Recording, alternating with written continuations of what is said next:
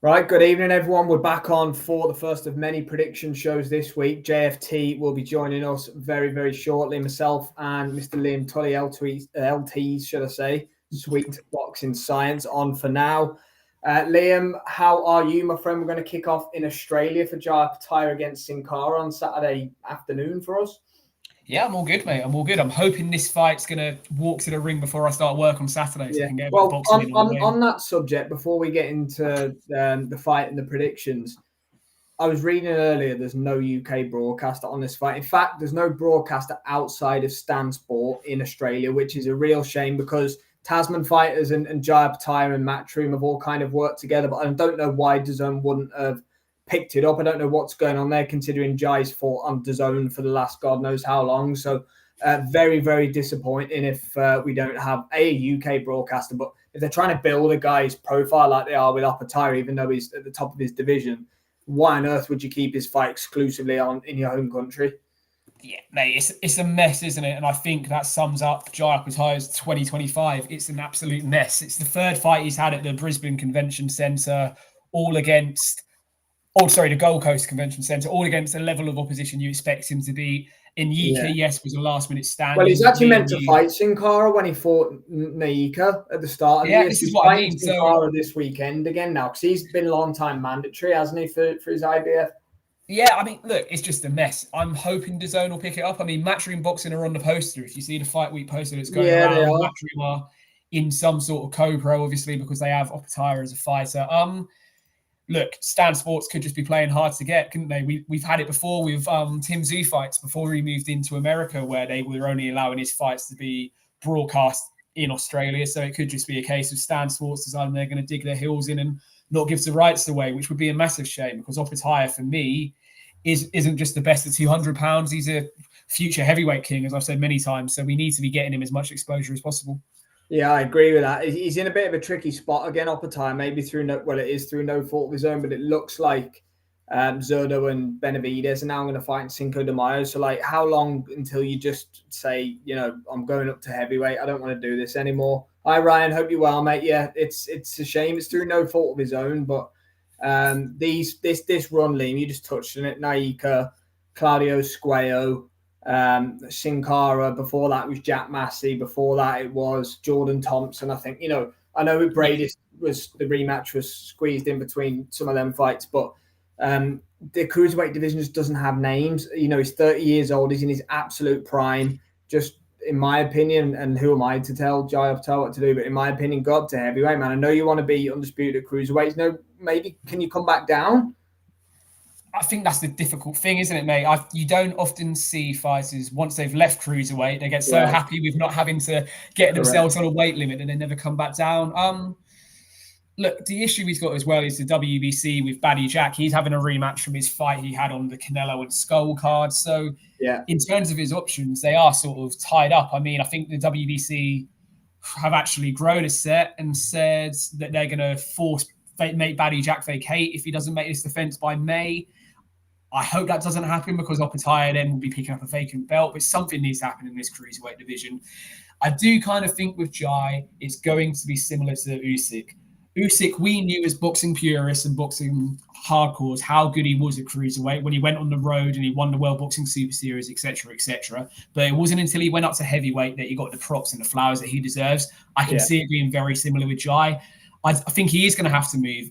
If by this time next year he hasn't made his heavyweight debut, I'm expecting him to have fought for at least one more of these cruiserweight titles. That's where it's got to go. And with the Usyk situation at the moment, there's no better time to move up, really, is there? If you look at the fighters that are in and around the top end of the heavyweight division at the moment, I would put him in with any of them, if I'm being honest. I mean, Opetaia and Fabio Wardley's come straight to mind to me. That's exactly the fight I was thinking. That's a winnable fight for Opetaia. Yeah, and I will even wear my Ipswich shirts, and I will say that's a winnable fight for Opetaia. Yeah.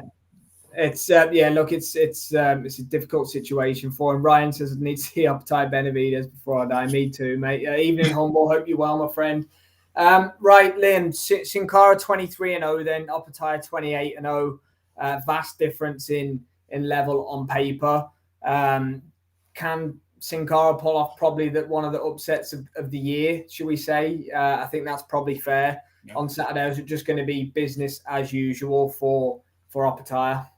It should be business as usual for Opetaia. Obviously, what do we talk about with fighters that can't get the opportunities they want through no fault of their own, so they keep taking fights?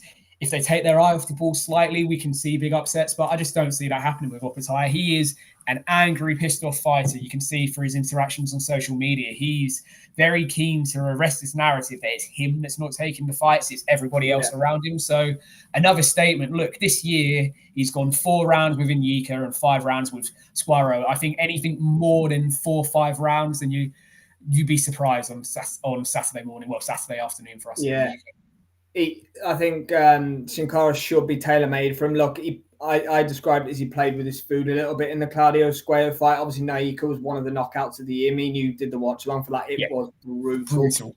Scary. So we know he has that kind of power. Look, I think Cinkara might be a little bit more tailor-made for him, but I'm going to go 5 or 6. I just think that he might... it's a weird thing to say, not take it easy, but I just think that maybe he's kind of not using the opportunity to work on a few things, but like, you know, in the Claudio Square fight, I feel like he could have knocked him out in a round, but he just kind of pieced him up a little bit. So I'm more that way inclined than him to go and bomb him out in a round. But like you say, he's very pissed off. Maybe he just goes out there and just drops a bomb early, like he did against Ellis Zorro, was it, when he chinned him in a round? In the first round. Knockouts on the record off a tire. He's a scary puncher. But yeah, it's unfortunate that every time we bring him up in conversation, when we talk about him, we're talking about, and again, probably through no fault of his own, but we're talking about, he's in another fight like this, another fight like this. What happens in 2026 for this is the biggest year of his career by far. He cannot afford to have another 2024, 2025. Not even that, mate. He can't. He needs to get moving. And if it comes to going up to heavyweight, I don't want him to do a Lawrence Okoli and go to Bridgerweight just for the sake of picking up another belt. I don't think he'll believe it. Forget Bridger. Yeah, he's absolutely brutal, like you say. The Ellis Zorro's KO. Sorry, boys. Good evening. When he starched him in Saudi, the KO of Inyika earlier this year, he's got the power, but the asterisk has always been, he should have that power against fringe world-level opposition. Let's see him start doing it to the likes of the other champions of the division and up at heavyweight. That's when he'll get his flowers for me. But absolutely, mate, he needs to get it done early on Saturday and then push towards 2026, either by moving up or forcing the governing body's hands. 100%. JFT has entered the building, my friend. We've had our say on Opetaia Cinkara. Over to you. How does it go this Saturday? I mean, I use one of your analogies, but it's rinse and repeat every time Jai Opetaia steps in there now. And I don't mean that as in he's going through the motions, but he's just better than a majority of the cruiserweights that are on offer. You know, I think he beats Ramirez. I think he beats him fairly comfortably. I think potentially he would beat Benavidez if Benavidez stepped up. I think he's too big. I know Benavidez is fast and he's quick, but his feet are not as quick as his hands. And I think Jai Opetaia needs to... I'd like to see him go up now. And I know I've said before I didn't think he was big enough, but it's getting boring now for me. It's getting boring. If he's not in a unification fight in the next 6 to 12 months and we have a big... crescendo for him, then he needs to just go up and start screaming for Usyk or whoever is, the champion if Usyk splatters Wilder inside 6 or 7 minutes and lets the belts fragment. The weekend, I think we'll see 4 or 5 rounds. I think Jai Opetaia will play with him. I think he'll find his range fairly quickly within sort of 2 or 3 rounds. And I don't think he's going to... I think we're going to see Jai Opetaia step it up a notch. And what I mean by that is he fights fairly comfortable. He does put himself in elements of danger every now and again, but a majority of the time he's fairly comfortable. He boxes within his own range and navigates his way through rounds. He just wins. And if he sees an opportunity, he'll deal with it. But I think he's going to create that opportunity by upping the gears, and I think we might actually see him say something on the microphone this time. And a couple of interviews that I've seen in the build-up, he seems a little bit more frustrated, a little bit more pissed off. He don't get his flowers, right? He doesn't get his flowers, what anyone says. He doesn't get talked about in the same veins as, Zerdo, for example, who's not done half the things that Jai Opetaia has done. So for me, I'm seeing a stoppage in round 5. I think it'll go 4 or 5 rounds. I think we get a Jai Opetaia stoppage, and then I think he's going to go, I'm not surprised, motherfuckers, and call out one of the other champions, or we may see him lay his belt down in the middle of the canvas and say, Usyk, I'm coming for you. I'd love it if that happened. I really would. Right, we all think then pretty much elementary work for Opetaia on Saturday. We've got the 2 Monaco predictions coming. Conor Walker against Pat McCormack, and the main event's a good one. Shabazz Masood against Peter McGrail. Jai, Liam, thank you, everybody. Thanks. We'll see you in 2 minutes.